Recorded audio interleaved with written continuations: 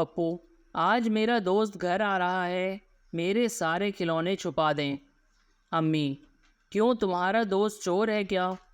پپو نہیں، مجھے ڈر ہے کہ وہ اپنے کھلونے پہچان لے گا۔ ایک چور اور ان کا شاگرد کسی گھر میں چوری کرنے گئے۔ اچانک استاد کا پاؤں گھر کے مالک کی چارپائی سے ٹکرا گیا۔ مالک کی آنکھ کھل گئی اور وہ بولا، کون ہے؟ چور نے منہ سے بلی کی آواز نکالی، میاؤں میاؤں۔ مالک سمجھا کہ بلی ہے، اس لیے عشق کیا اور سو گیا۔ کچھ دیر بعد چور کے شاگرد کا بھی پاؤں مالک کی چارپائی سے ٹکرا گیا۔ مالک کی پھر آنکھ کھل گئی۔ اس نے پوچھا، کون؟